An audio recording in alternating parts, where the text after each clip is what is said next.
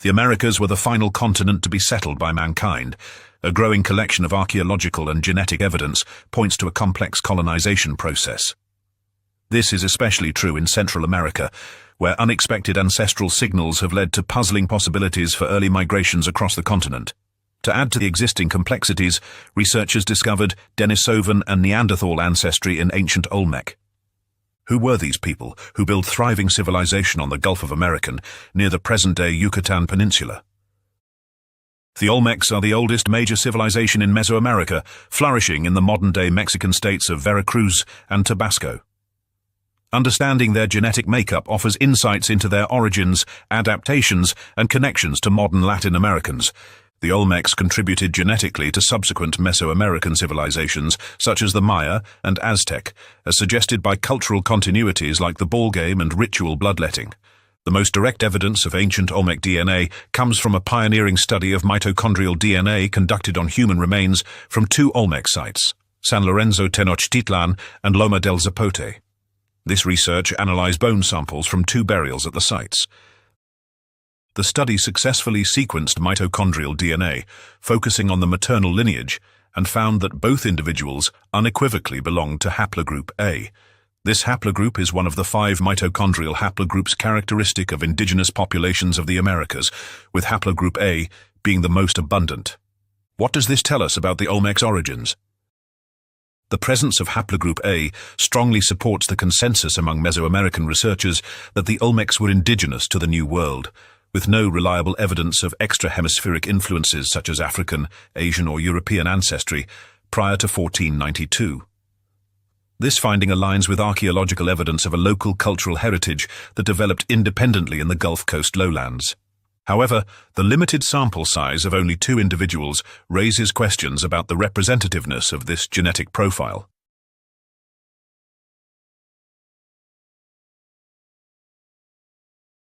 A related study on remains from Puyol Cave in Tabasco, Mexico, further corroborates this indigenous ancestry. Using next-generation sequencing, researchers dated the remains to the Archaic and Classic periods and identified mitochondrial DNA haplogroups consistent with pre-Columbian Mesoamerican populations, including those associated with Olmec and Maya ancestors. The Olmec mitochondrial DNA haplogroup A aligns with the founding lineages of Native Americans, supporting a migration from East Asia via Beringia. This reinforces the idea that the Olmecs shared a maternal lineage with other indigenous groups, descending from early migrations into the Americas via the Beringia land bridge around 20,000 years ago. A study on the 12,000-year-old skeleton known as Naya from Mexico also found a similar haplogroup A, linking these early Mexican Americans to modern indigenous groups. The Olmec colossal heads, with their broad noses, thick lips, and rounded features, have fueled speculation about their ancestry. The broad noses and thick lips of the colossal heads likely reflect natural variation within this indigenous lineage, possibly exaggerated by artistic stylization to signify status or cultural identity. The mitochondrial DNA study did not analyze nuclear DNA to confirm these specific genes, but the haplogroup A lineage suggests a shared genetic foundation with later Native American populations, where these archaic introgressions are present. The fate of the Olmecs after their sudden and rapid decline remains unclear. Some suggest they intermingled with the Mix or other local groups, and historical linguists propose a shared ancestry for the Olmecs. The lack of widespread ancient DNA analysis limits our understanding of their dispersal, prompting the question, did the Olmecs leave a more extensive genetic legacy than currently recognized?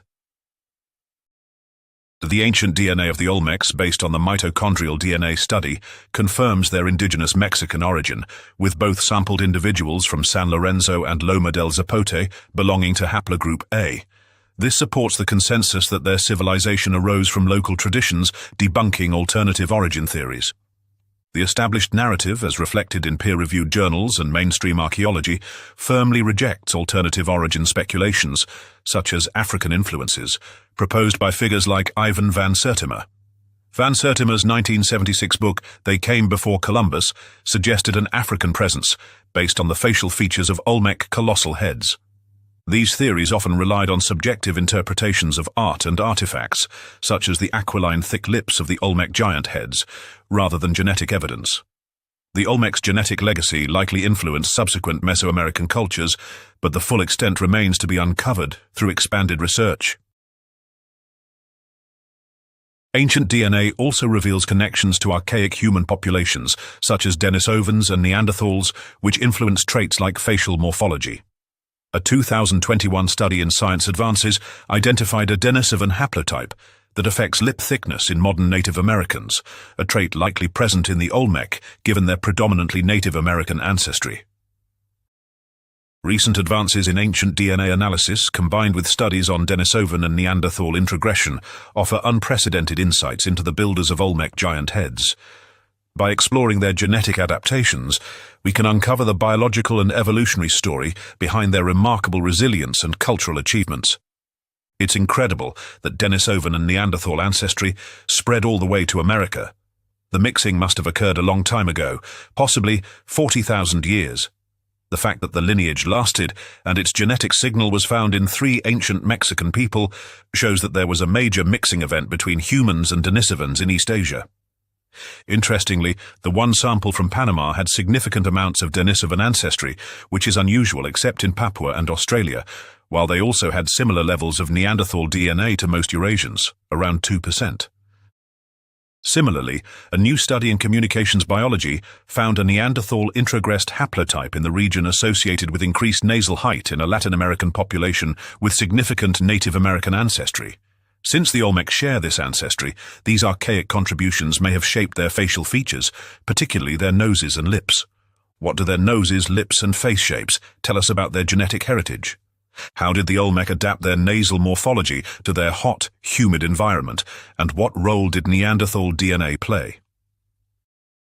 The communications biology study provides a fascinating clue, a Neanderthal introgressed haplotype associated with increased midface height and nasal height in a population with significant Native American ancestry. This Neanderthal haplotype, present in up to 31% of chromosomes tested, mostly on a Native American background, likely influenced the nasal morphology of the Olmec. The study compared modern nasal measurements with Neanderthal skulls, finding that the introgressed haplotype correlates with a taller nasal aperture, a feature typical of Neanderthals. Since the Olmecs share this Native American ancestry, they likely inherited this Neanderthal haplotype, which may have contributed to their nasal height. The ancient genomes of Tianyan man from China, Ust-Ishim man from western Siberia, and Kostenki 14 from European Russia, 3 of the oldest human genomes all dating to around 40,000 years ago, also contain Neanderthal introgressed DNA in regions associated with high elevation adaptation, nose shape, and potentially lip shape. Other Neanderthal alleles suggest that these early modern humans carried introgressed DNA that may have contributed to hypoxia response, providing a foundation for later adaptations in populations like the Olmec. Though not directly related to Native Americans, they share the same ancestors. The Neanderthal haplotype linked to increased nasal height is present in all 3 genomes, indicating that these individuals likely had taller nasal cavities. Neanderthal introgression in the region, while not directly linked to the Denisovan haplotype for lip thickness, suggests early modern humans had archaic DNA in this region, potentially influencing facial morphology in ways that overlapped with Denisovan contributions in later populations. These findings highlight the role of Neanderthal introgression in shaping traits relevant to facial morphology, traits that may have been further selected for in the ancestors of the Olmec.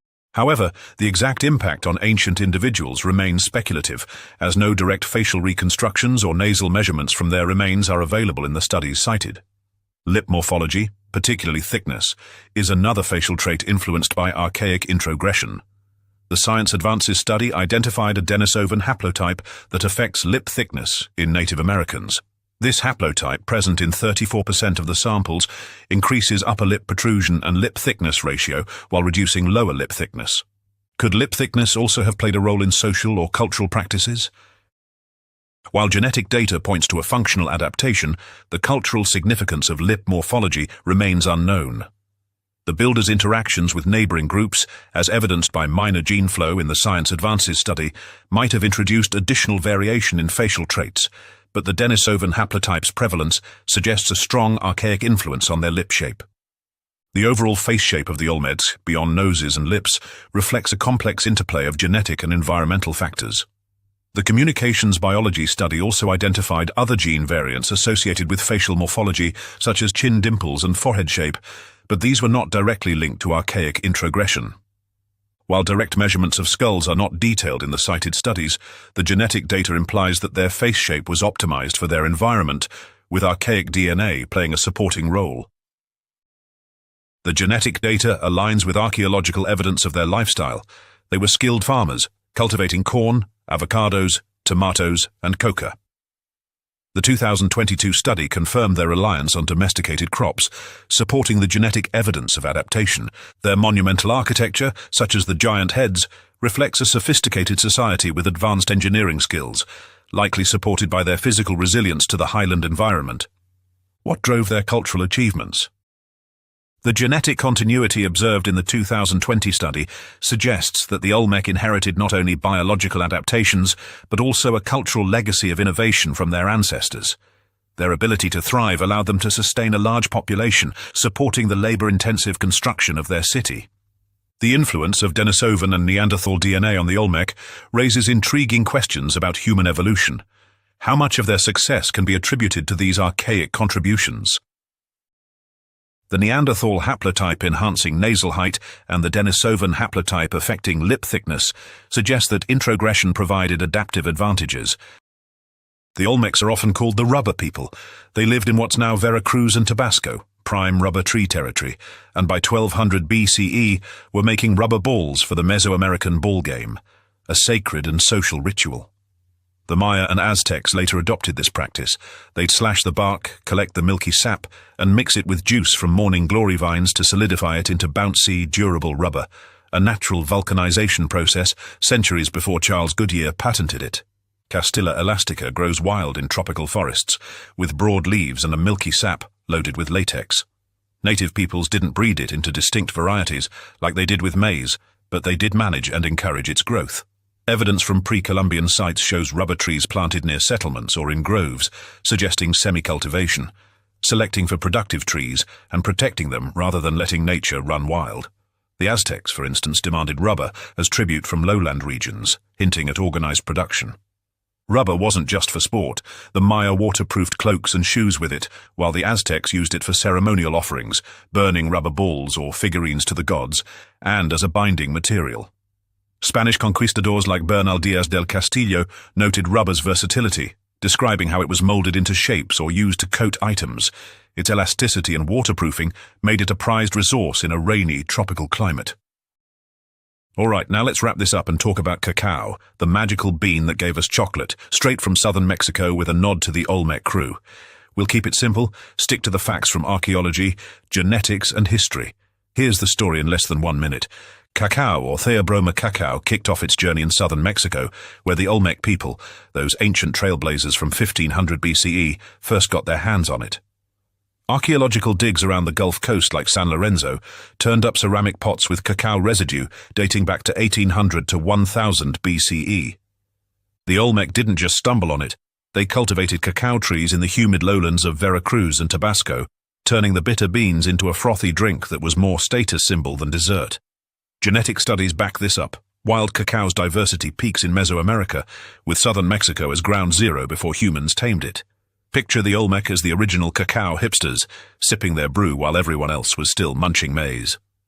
Fast forward, and cacao's tale gets wilder. Those beans didn't stay put. By 1000 BCE, the Maya and later Aztecs turned cacao into a sacred superstar, trading it across Mesoamerica and mixing it with chili for a kick. The Spanish, including Portuguese sailors tagging along with folks like Cortés, crashed the party in the 1500s, snagging cacao and shipping it to Europe, where sugar made it the chocolate we drool over today. Southern Mexico's Olmec roots held firm, though. Modern cacao DNA traces back there, even as plantations popped up in Africa and beyond. So, next time you bite into a chocolate bar, tip your hat to the Olmec. They started the sweetest hustle in history.